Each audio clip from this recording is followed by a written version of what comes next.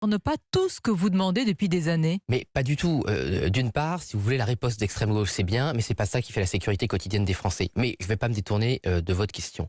La riposte d'extrême gauche, nous on la mène, on la demande depuis des années. On a encore écrit avec Marine Le Pen une demande de dissolution des groupes violents en novembre d'extrême gauche, mais on avait aussi demandé d'ailleurs d'extrême droite pour ce qu'il en reste.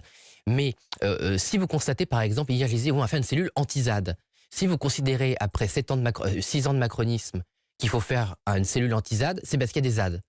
Donc c'est en fait un constat d'échec qu'il y a aujourd'hui des mouvements dans notre pays Mais qu'ils ont laissé proliférer. Dans le cadre de la loi, Jean-Philippe Tanguy, dans le cadre de la loi, qu'auriez-vous fait de plus? Mais moi je pense, vous savez, les lois en France, elles existent. Il faut les appliquer. Elles ne sont pas appliquées. Quand on voit à Sainte-Soline que vous avez plusieurs centaines de personnes dangereuses, armées, qui ont pu passer les frontières, parce qu'il y avait des gens qui venaient de tous les pays européens avec des armes par destination interdites à la vente en France, qui ont traversé les frontières d'une part, quand des gens se sont réunis dans les Deux-Sèvres, je crois que c'était dans les Deux-Sèvres, Sainte-Soline. Bon, c'est pas la frontière allemande, on a le temps de les interpeller.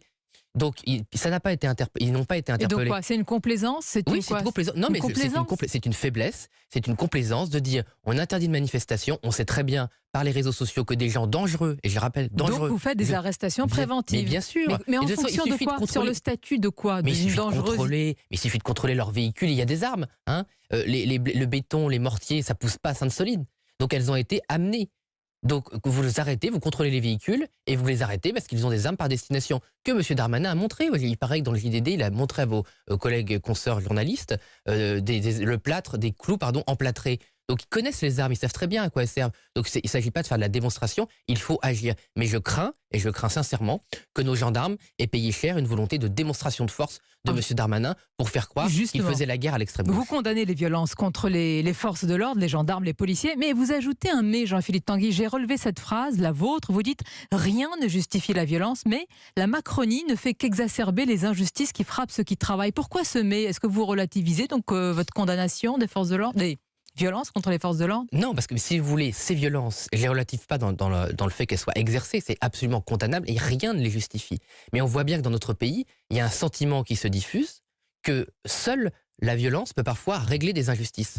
Donc elle existe, ce sentiment, donc ça ne sert à rien d'être dans le déni et condamner la violence, comme dit De Gaulle avec l'Europe à s'agiter sur son siège, les violences. Les violences, il faut combattre leurs symptômes, mais à la source, hein, par exemple ne pas permettre aux gens violents de se réunir, mais il faut aussi répondre au problème d'injustice sociale. Or, dans notre pays, vous le savez, vous connaissez bien l'histoire sociale de notre pays, l'injustice, le désordre social est toujours lié à une forme de désordre. Oui, mais là, vous dites que la politique d'Emmanuel Macron conduit de fait à ces violences. Quand vous voulez obliger, vous faites un continuum. il conduit à déliter le lien social en France, le fait que les institutions de la République sont là pour assurer un ordre juste, une justice sociale, quand toute la politique de M. Macron consiste à toujours frapper les plus faibles, mais aussi les classes moyennes, à les faire payer toutes les fautes de la société, tout en exonérant les plus privilégiés de ces mêmes devoirs, évidemment, vous créez un sentiment de révolte dans la population, de colère, de révolte. Et c'est l'histoire de France. On n'est pas un pays indifférent. Hein. Notre peuple n'est pas un peuple indifférent à ce qui se passe. C'est un peuple politisé, avec une forte conscience de ce qu'il est, de sa dignité. Donc quand vous allez trop loin, il y a un climat quasi insurrectionnel en France. Avec un débat